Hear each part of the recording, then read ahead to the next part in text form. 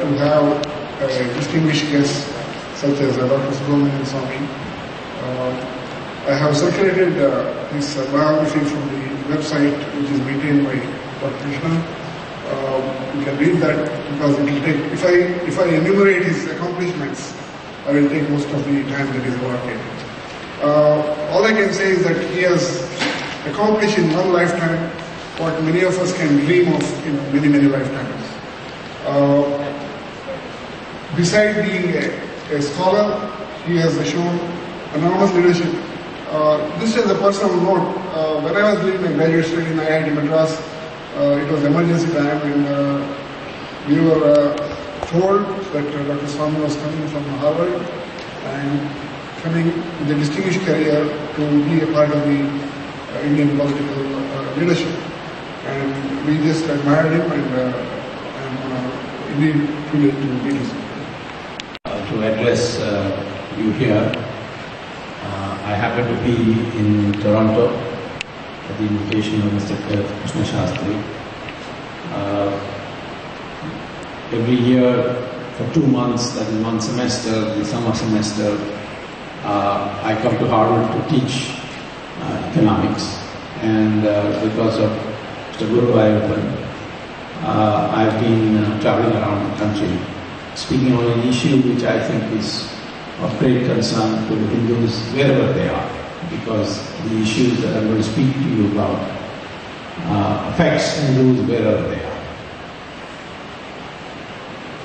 I have titled my subject today as Hindus under siege, the way out. And a question that I'm frequently asked is, how is it that a nation of more than 800 million Hindus and at least 83% of the population, how can they be under siege with such an overwhelming majority be under siege from a minority from other places? And today in Israel, it is formally acknowledged that the only country in which they went as refugees and they were not persecuted was India. The Parsis came from Persia, escaping Islamic conquest of Persia, and they lived, they were invited to India, they were invited to stay in India, and they lived as a successful community.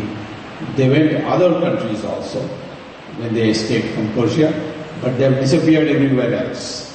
The only country in which they survived as a community is the Indian community. Even the Muslims, when they originally came as Arabs to Kerala, they were well received, and they were in fact married into the family, and that's why they were called Mapilai, in English popularly called Mopla. And therefore, the Hindu religion has not been antagonistic to any other religion. Went abroad, Hindus went abroad, but they never forcibly converted anybody. It is by sheer example, by argumentation. The whole of Southeast Asia was converted to Hindu way of thinking. Even China, which adopted Mahayana Buddhism, were mostly influenced by Hindu concepts. Hindu saints went from India, they settled in China onto benches and stand in a certain way, the way the ringmaster wants. Now, you can always ask this question: these lions are fierce animals. Why don't they just pounce on the ringmaster and finish him off? That is because the lion's mindset has been tamed, and that's why, even though it has enormous power, the lion, and the ringmaster is no match for it, because he has dominated the mind of the lions from their early childhood, therefore he is able to control them. Now when you look around, you do see that we are indeed under a siege. Let's look at all the things that are happening. Take this terrorism. This terrorism is today hitting home. Who are the refugees from Jammu and Kashmir? They are all Hindus. They are refugees in their own country. 500,000 people have been driven out, and they are living in horrible conditions in camps. And the only reason they were driven out of Kashmir is because they were Hindus. And we find in other places also, it's not being reported, it is not being widely understood, but this is happening. In Tamil Nadu, where Muslims are only 5% of the population, there are 40 town panchayats where Muslims are majority. And you find that in those town panchayats, some of them I have visited personally, and in fact gone to court in their defense of the minority Hindus, we find that in those town panchayats where Muslims are the majority, the Hindus are under constant compulsion to convert to Islam, or they would not get any of the civic amenities which the town panchayat gives them. Near Vishalam, near Vellore, Tondi near Rameshwaram. These are two places for which I have gone to court, and then court approved that they were being they were being deliberately discriminated against for the only reason that in that town panchayat area, the Hindus are in the minority. We find that same thing in Kerala now, even though Muslims are, Hindus are a bare majority of 53%. In Meerut, in Maul, Uttar Pradesh, and we find that in the northeast, we found once upon a time the 100% of Arunachal, they expressed, although they have tribal practices, they express adherence to the religion. Today, Christian and Muslim population has grown very substantially. There has been infiltration from Bangladesh with the same aim, and you find that in other states also. And you find that indeed the extent of religious conversion that is being attempted is so large that even Congress ruled states, Congress party which constantly talks of its commitment to secularism, the state of Himachal Pradesh only 2 months ago has passed an act banning conversion of a religion on the basis of Hinduism. And the Congress party, the centre, has nothing to show or to speak about on the answer to the question, because the Chief Minister of Himachal, Vadra, said, I don't care what the centre thinks, but the conversion activity in Lal Sati area and Mandi is too strong, and it will upset the balance in our state, and therefore I have to ban it, and it's all being done with money. So I think you have to recognize that these two aspects pose a powerful threat to the future of Hinduism. Let us not be complacent. There have been great traditions, great civilizations which have come and disappeared. Greek civilization disappeared. Today's Greece is not the Greece of the ancient days. Egypt is completely, Egyptian civilization has disappeared. Today's Egypt is not the old Egypt. Babylon in Iraq is not the Babylon of those days. So civilizations can disappear. We have to defend them, protect them. And we find that here we are finding, even in our modern India, the modern Indian government, which is a free democratic society, claims to be secular, you find that the Hindu institutions and icons are under threat. Take, for example, what happened to the Shankaracharya. He was arrested on a murder charge, and he was arrested on Diwali night, not in Tamil Nadu, but then he had gone on a visit to Andhra Pradesh. He was caught like a common criminal, brought in and put him in jail with other criminals. Even if you had to arrest him, and therefore you needed him under your custody for interrogation, there are ways to do it. When Sheikh Abdullah was arrested for anti-national activities, for trying to betray the country, Sheikh Abdullah was kept in a guest house. One of the nicest guest house in Kodaikanal. It wasn't an ordinary guest house. And Moradji Desai was arrested in the emergency. He was kept in Dharma. There was no reason why Shankaracharya could not have waited till he returned after Diwali back to Tamil Nadu and asked him to stay in the Kanchi Mutt for interrogation purposes till this case is finalized. But they chose to humiliate him. That the case is bogus, you don't have to take my word for it. the Supreme Court, while reviewing the bail application of the Shankaracharya, said that there doesn't really any prima facie basis for this case. We would have dismissed this case, Supreme Court said, but for the fact that this is a bail application and the case is pending in the trial court, and we hope that the trial court will expeditiously dispose of the matter. But the trial court since then, since that Supreme Court judgment, has not proceeded even one day and is lying dormant. The case is lying there without any progress. Now, why in any other country it's unimaginable that the sannyasi of such high order, the Shankaracharya, would be treated in this way. Three were declared as not a Hindu, or not part of the Balaji area, and they said one will be a Christian church, another will be a Gandhi casino, and the third will become a tourist center, the roadway, and so on. And but fortunately, these sadhus got into a collective mood, and they went to Hyderabad and held huge demonstrations. This was also supplemented by NRIs opposing the chief minister when he came to Chicago, and he held big demonstrations there.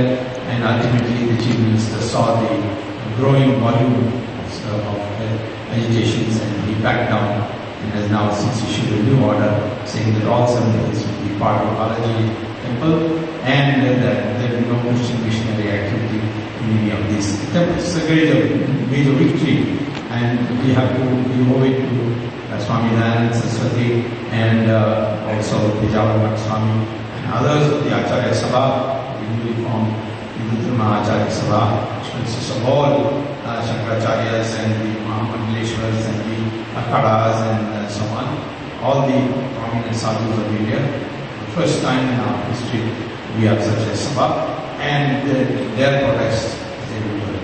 Similarly, around Rama said, the under Ram was built under Ram's direction, connecting India to Sri Lanka, and the government suddenly decided one day that they will dredge a deep canal in Park Strait so that ships which large heavy ships which previously used to avoid having to go through, they couldn't go through the Park Strait and go around Sri Lanka and go through it.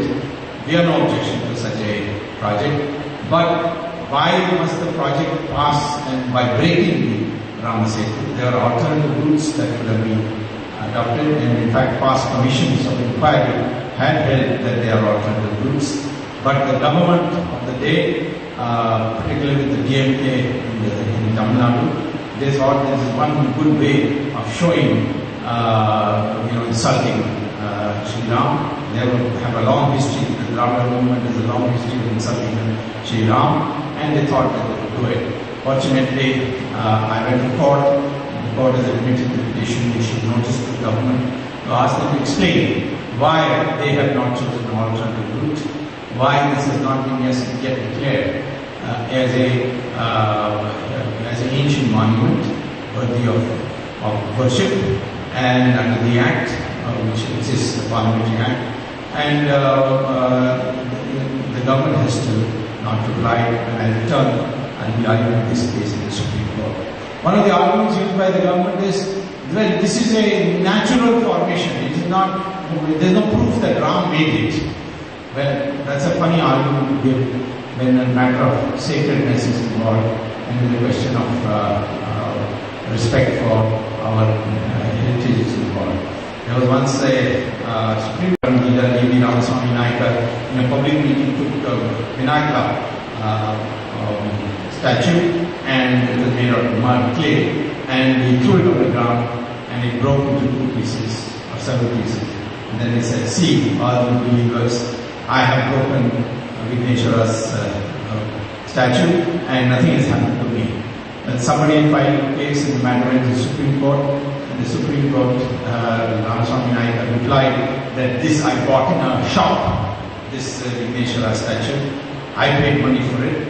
No one has worshipped it. So I have it's my private property. I can do what I like with it.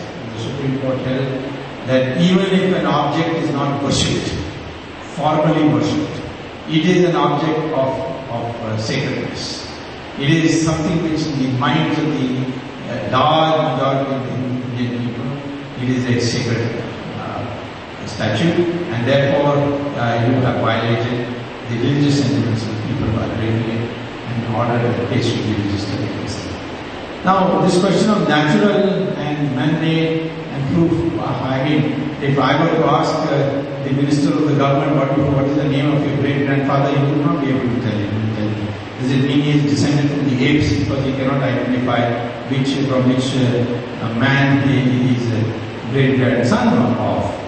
Or for that matter, take and the money of these temples, only 6% is spent on the temples itself, and the government uses the remaining 94% for Hajj, subsidy for Hajj, for mosques, for churches, and so on, which in any other country would to unite the Hindus, make them a collective mindset to vote as for a Hindu agenda, and ensure you must be able to trace your lineage. And I think it's very easy now that the DNA results are out, DNA research results are out, that show that all Indians have the same DNA distributional structure, and that we are not very different, depends on no matter what the caste is, what the region is, we're all the same people. So therefore, I think we are not going to be against anybody, but we certainly think that our country needs to be protected, and if Hindus are under attack, the Hindus have a right to respond. Look at what's coming out of in our textbooks. In our textbooks, the kinds of things that are being written, it's just to create a division in the minds of the Hindus, that we are not the same people. Aryans and Dravidians. What is the basis of this Aryan Dravidian? The word Aryan doesn't exist anywhere in our scriptures. The word Arya exists. Arya just means gentleman. In Tamil we say Ayya instead of Arya, but it's the same history of Brahmin. How did he become the name Dravid? In fact, in Maharashtra, Dravid is a very common name.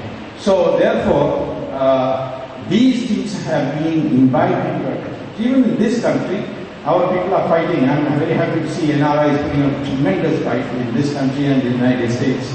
You find textbooks which are being taught in schools have totally distorted view about what our religion is, what our culture is. So consequently, we are also facing a siege. We first faced a physical siege of terrorism and physical conversion. Then we faced a religious siege of the way of the humiliation of our icons of our religion, of our temples. And now we are also facing a psychological siege where we are being psychologically prepared to accept that this country is not an ancient country, but a country which was put together by the British and was really, India is something that began in 1947. So I think this, in addition, we find that this is also being accentuated today. Today the Prime Minister says that the nation's resources first charge would be given to Muslims and Christians because they are being deprived, and there's some such a committee which says that they have not got they are very poor and they have been deprived of proper education. Now, is that a basis for reservations? Reservations can only be for those people who have disabilities which have been imposed on them. Vedavyasa, his mother was a fisherwoman. The Rishi of Rishis, Vishwamitra, was a Kshatriya. His parents were Kshatriya. And Kalidasa was from the forest. He was a hunter from the forest. So, I don't think that all our scriptures are repositories and preserves of the Brahmin community, which is one of the propaganda which is being done, is correct. In fact, look at all the gods. Gods are not any of our gods are Brahmins. Ramchandraji was a Kshatriya, Krishna was a Yadava, and so on. If you want to name any Brahmin, it is Ravan. Ravan was a Brahmin. And he was a Brahmin who got a varam from Shiva in Kailash, but then he became a little mad, and therefore he had to be destroyed. And therefore even Brahmins were not above the law. And this has been proved in the Ramayana. So, and we don't worship, the Brahmins of India do not worship Brahman. They worship Ram, who killed the Brahmins. And therefore, it has got nothing to do with birth. And today, of course, it has become totally irrelevant. And the earlier we get rid of it and unite, as used, the better. So, which we should not give up easily. The family system in India was a great shock absorber, and therefore the shock absorber quality of the family should be retained. not the way people have fragmented their family system in the West. So these are indications of the siege you are in, and I think we need therefore to see how we can overcome it. So I would say that if there's a way out, the way out would be to first of all inculcate the mindset. What does that mean? That means every Hindu, besides going to temples, besides celebrating Diwali, besides doing a puja, must also feel for every other Hindu, wherever he is. If a Tamilian Hindu should feel strongly for the plight of the Kashmiri Hindu. The Gujarati Hindu should feel very strongly for the treatment of Assami Hindus in Bangladesh. So Hindus must feel a sense of unity that has to be inculcated, and that inculcation process has to start. And that inculcation process can only start if we declare our national identity to be that of Hindustan, which means that we are an ancient nation of Hindus and those others whose ancestors are Hindus. That is the first thing. The second thing is, what can we individually do besides having this mindset to organize? I would say that each of us can do some things immediately. For example, we can make our children learn Sanskrit. Why? Because Sanskrit is a language which has common words with every language. Even Tamil, if you take their most Dravidian, quote-unquote Dravidian dictionary, you will find 40% of the words are common to Sanskrit. Karunanidhi may be the leader of the DMK.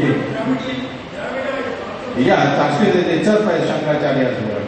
Similarly, Karunanidhi's name is Karuna and Nidhi have come together. He has neither, but still he got the name Karunanidhi. And if you ask him, if you ask what is the Tamil word for the election symbol in Tamil, it is Chinnam. In Sanskrit, it is Chin. And what is that Chinnam of the DMK? They say Udayan Surya. Udaya Surya means, of course, the rising sun. And in Tamil, we say Udayan Surya. So, indeed, you may write an examination repeating what the teacher has taught you or the books which are being prescribed to you. At the same time, you must know what is the truth. And the truth has to be inculcated. That can be done only in temples and so on, which can become centers of learning. And finally, I would say that we must develop a sense of retaliation. If the Hindus are attacked, if the terrorists attack you must reply. If the terrorists drive away the Hindus from Kashmir, what should the government of India, which is not an anti-Hindu government, what should it do? It should ask of the 1 crore ex-servicemen in India, you ask the 1 million of them and pay them 5 lakh rupees and say, please go and settle down in Kashmir. And they know how to use weapons, they can defend themselves. And you can populate, you can warn the terrorists. If you drive away the Hindus from Kashmir, then we will see that 1 million Hindus, you drive away 500,000, we will send 1 million of the ex-servicemen to live in Kashmir. There are ways of doing it. If they try to break out our temples by throwing bombs in them like they did in Varanasi and they tried to do in Akshardham and Gujarat, then we also can retaliate. For example, Kashi Vishwanath today is obviously a temple which has been taken over, and there are records to show that Aurangzeb deliberately ordered that the cities with 100 million total population of Arabs surrounding them because of this mindset that they intend to fight back. That is the way we can do it, and I think this is the responsibility for all of us. Otherwise, wherever you are, you ultimately would become subject to the threat of extinction, and therefore to revive this great, protect this great religion, we will have to band together, become one, forget all our other differences, and take Hinduism as the first priority for your mental focus and develop a mindset accordingly. Thank you very much.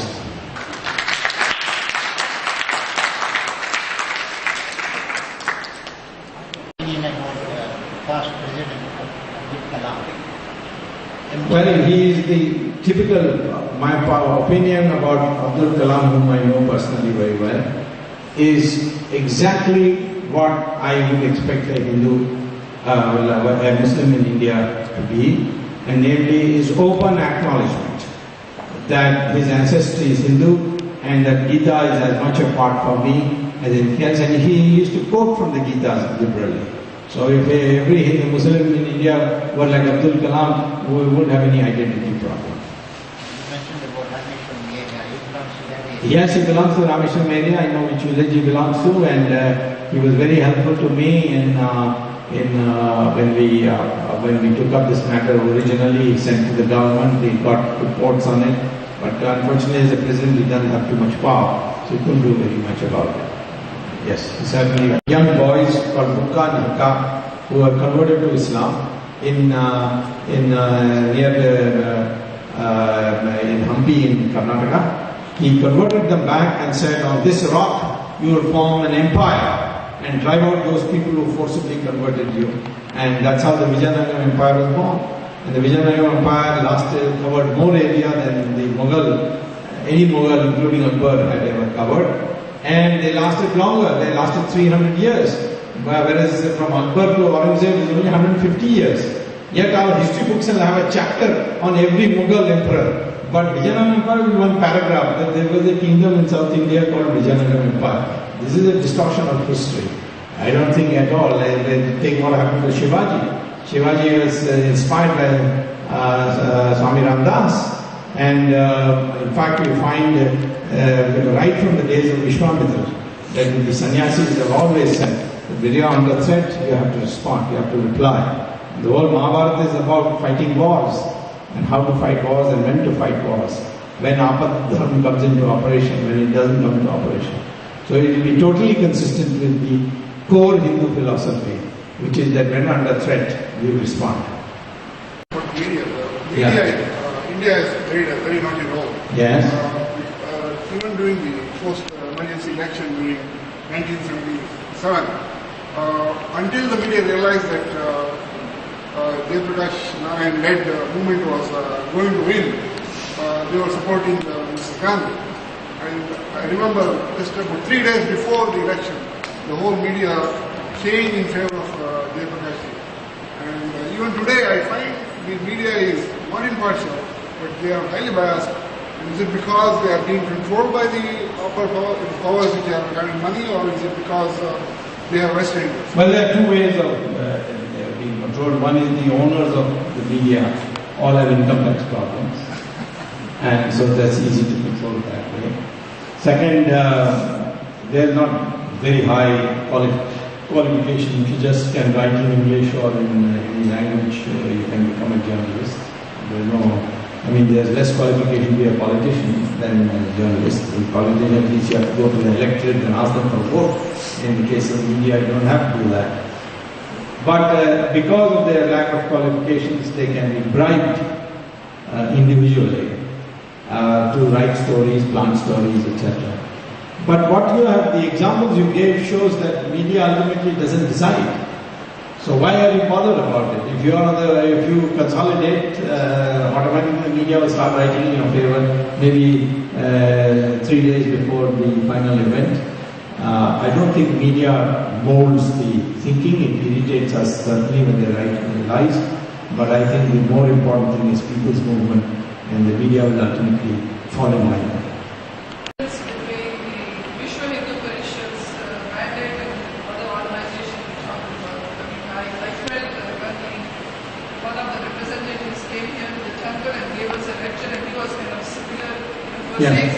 Yeah, I think it is time for all Hindu organizations to come on one platform.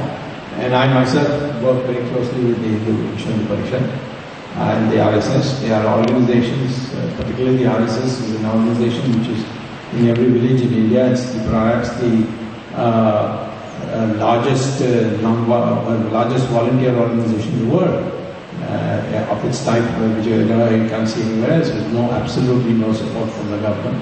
So we ultimately, when it comes to finally mobilization, agitation, elections, we need an organization, and there is no need to reinvent the wheel. so to speak. I think RSS, Vishnu Parishad, and all those who are Hindu-minded should indeed come on one single platform and face the challenge. The difference being that like Iqbal said, "Sare jahan se Hindustan acha hai." The same way I am saying that Hindustan is a concept of land of Hindus and those others who acknowledge that they are Hindus. If they are Muslims, they say, no, we are descendants of Muhammad Ghori and Muhammad Ghazni, then I certainly think that they don't belong to the nation. There's no question of frightening anybody, there's no question of targeting anybody, there's no question of programs against anybody. The fact of the matter is that all the things I said which need to be done today by Hindus as well is not directed against Muslims at all, it's not directed against Christians at all. When you say foreign missionaries shouldn't come and spend money, it's the same thing as here. If tomorrow we started converting Christians to Hindus and brought money from India for that purpose, the United States government would react immediately. Any country would react immediately. And that is a question of, if somebody wants to convert, nobody can stop it. If an individual converts, nobody can stop it. But if a whole village converts, then it means that you have to investigate whether there has been an inducement which is responsible, or the top leaders of the panchayat have been purchased. And thank you very much for your inspiring talk. It kind of goes to what you were just saying right now.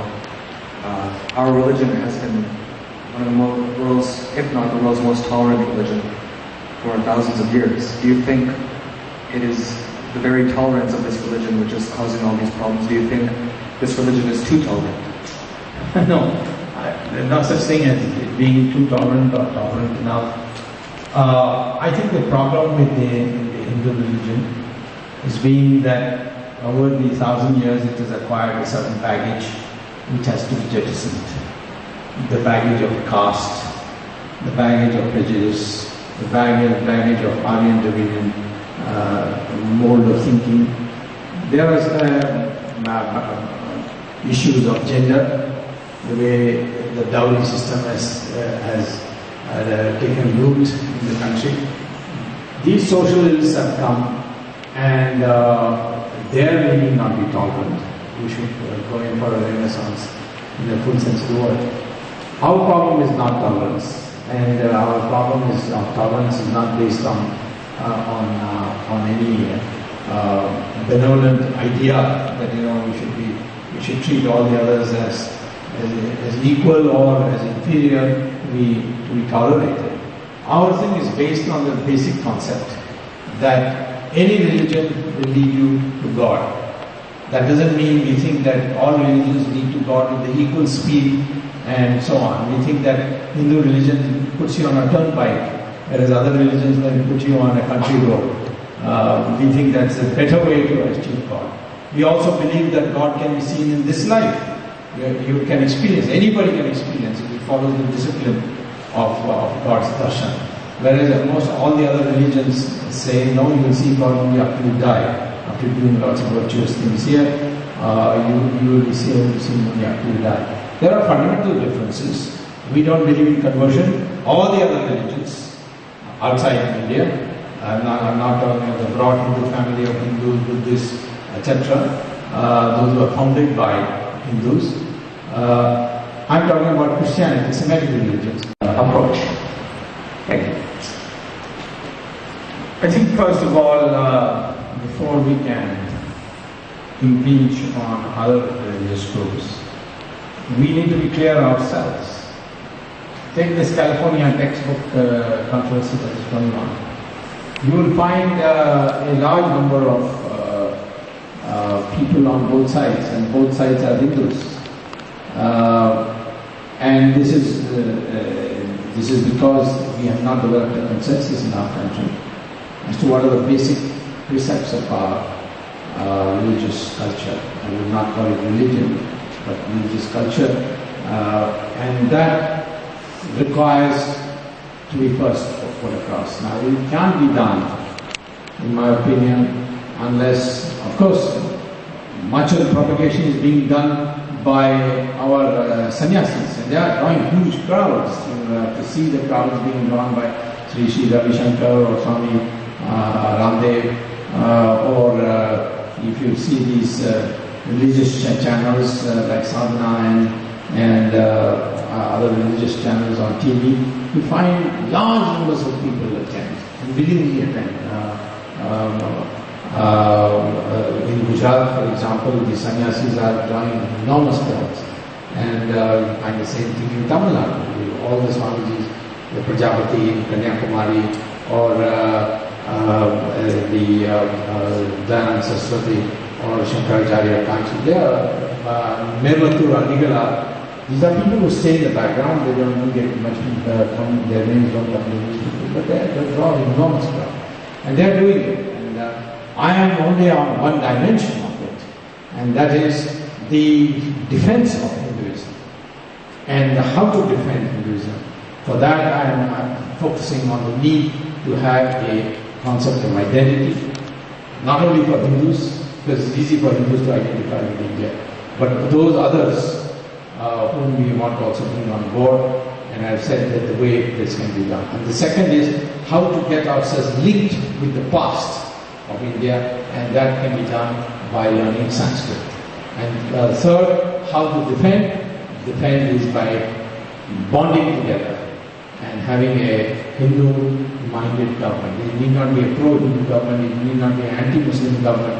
It should be a government which is hell-bent on ensuring that the Hindu religion gets an equal treatment to all other religions.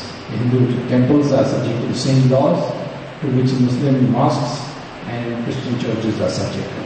The Hindu people in their marriage and other social customs are subject to the same laws to which the Muslims will be subject to, and also to the Christians. There cannot be two laws or two communities in the same country.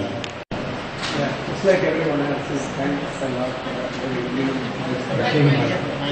Small question. What is the relationship of science with Hindu religion? Hindu religion is related to Indus Valley civilization?